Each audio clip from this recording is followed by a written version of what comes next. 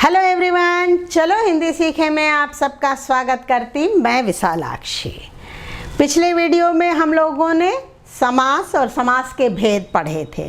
समास गुరించి దాని భేదాల గురించి మనం చెప్పుకున్నాము। समास అంటే दो या दो से अधिक पद को मिलाने को वाले पद को हम क्या कहते हैं, क्रिया को कहते हैं समास करना। అంటే రెండు కన్నా ఎక్కువ పదాలని మనం ఎప్పుడైతే కలిపి సంక్షేప్ చిన్నదిగా చేస్తామో దాన్ని మనం ఆ ప్రక్రియని మనం సమాస్ అంటాం। సమాస్లో రెండు పదాలు ఉంటాయి, పూర్వపద్ ఉత్తరపద్। ఇవి చెప్పుకున్నాము, 6 రకాలు ఉంటాయి అని కూడా చెప్పుకున్నాము।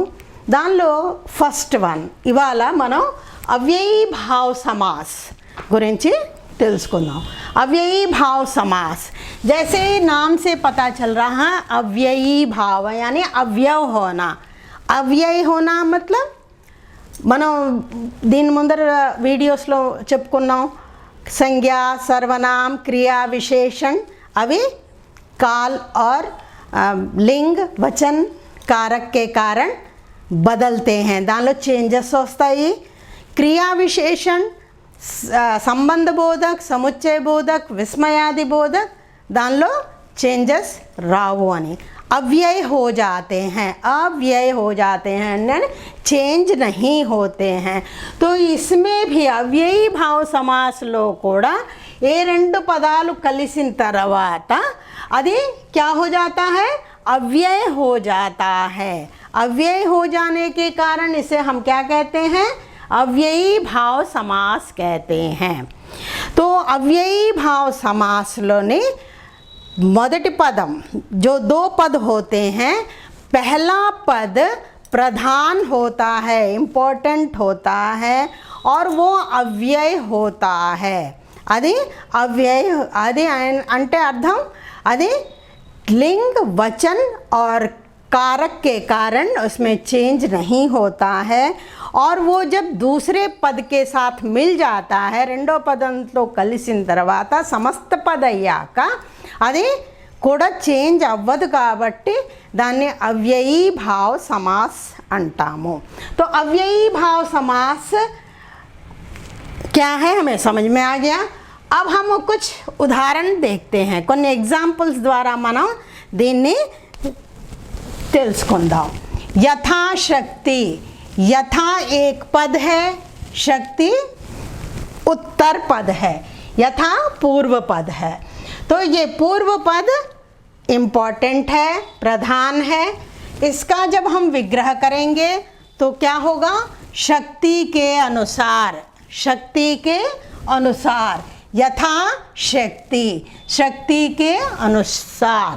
तो यहाँ पर यथा क्या है, अव्यय शब्द है और जब बन गया यथाशक्ति तो ये अव्यय हो जाता है, उसमें कोई परिवर्तन नहीं होता है। यथाशक्ति मैं देश की सेवा करूँगा, तो चाहे लड़की हो, पुल्लिंग शब्द हो या स्त्रीलिंग शब्द हो, एक वचन हो या बहुवचन हो, यथाशक्ति में कोई भी अंतर नहीं आएगा। लड़कियां के साथ भी कोई भी आप वाक्य बना लीजिए, उसमें कोई चेंज नहीं आएगा। वैसे ही यथाविधि, यथाविधि विधि के अनुसार। भर पेट, पेट भरकर, भर इसमें क्या है, अव्यय, अव्यय है।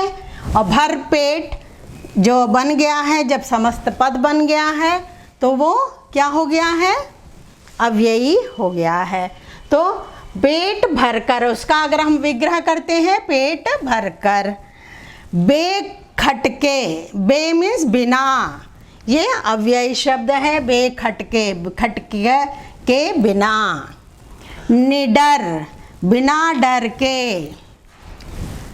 मैं निडर बालक हूँ, मैं निडर बालिका हूँ, हम निडर हैं। तो जो जैसा भी आप शब्द वाक्य बनाएंगे तो निडर में कोई अंतर नहीं होता है। इसीलिए हम इन्हें क्या कहते हैं, अव्ययी भाव समास। आ जन्म, जन्म से लेकर। आ मरण, आ क्या है, इसमें अव्यय है। जन्म मरण, मरण तक, बेशक बिना शक के, प्रतिदिन, दिन दिन, प्रतिदिन, दिन दिन, प्रत्येक, एक एक, हाथों हाथ, हाथ ही हाथ में, कानों कान, ఇక్కడ చూడండి రిపీట్ అయిన వర్డ్స్ ఇవి పదాలేంటి రిపీట్ అయ్యే हाथों हाथ, कानों कान, घड़ी घड़ी, घर घर, ये जब हो जाते हैं तो पहला अव्यय और दूसरा अव्यय दोनों जो हैं अव्यय बन जाते हैं और इन्हें अव्ययी भाव समास कहते हैं। इनमें विभक्तियों का प्रयोग नहीं होता है। विभक्तियों का जब ये समस्त पद बन जाते हैं तो इसमें विभक्तियों का प्रयोग नहीं होता है, पहला पद प्रधान होता है। इस तरह से हम अव्ययी भाव समास की పహచాన్ सकते हैं అలా మనం గుర్తించవచ్చు అన్నమాట। దానిలో ఎప్పుడైనా మొదటి పదం अव्यय అంటే అది ఎప్పటికీ मारदू, ये देने वाला न लिंग के कारण, वचन के कारण या काल के कारण चेंज नहीं होता है। ऐसे शब्द को हम अव्ययी भाव समास कहते हैं।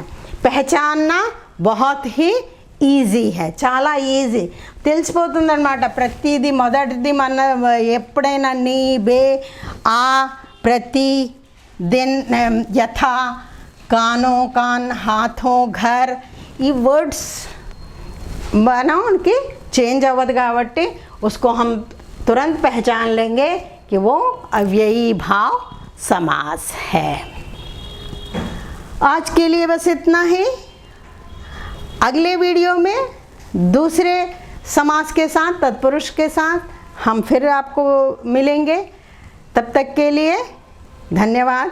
आपको मेरे वीडियोस पसंद आते हैं तो इसे लाइक कीजिए, शेयर कीजिए और सब्सक्राइब कीजिए। बेल आइकन को दबाना मत भूलिए। धन्यवाद।